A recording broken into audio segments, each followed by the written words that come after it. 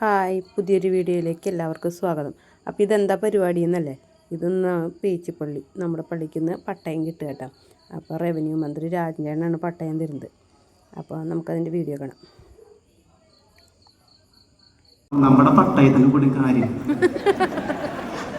അപ്പോൾ ഞങ്ങളവിടെ താമസിക്കാൻ തുടങ്ങിയിട്ട് 50 വർഷമായി.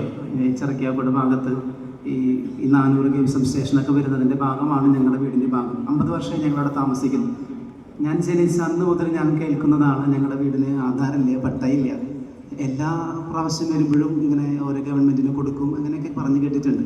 എൻ്റെ അപ്പച്ചനും അമ്മച്ചും അങ്ങനെ അധികം പോയത് കേട്ടിട്ടില്ല. ചുറ്റുവട്ടമുള്ളവർ വന്ന് പറയും, തോമസ് ഏട്ടൻ ഒപ്പിടാൻ പറയപ്പെടും.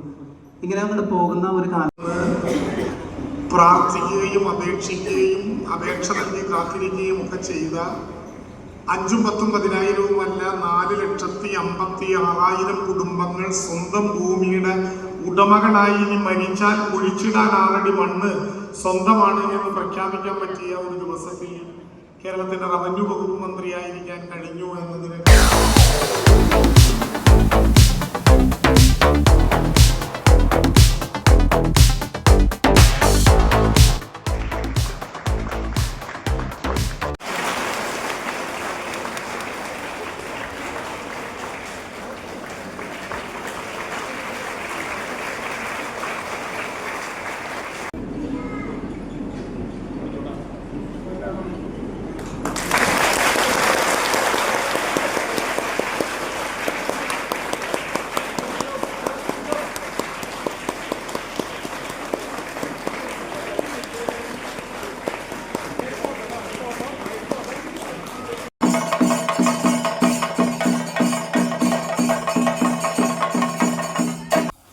അങ്ങനെ കുറച്ച് നേരം ശിങ്കാരിമേളൊക്കെ കണ്ട് ഫുഡൊക്കെ കഴിച്ചിട്ട് ഞങ്ങൾ പോകുന്നു കേട്ടോ.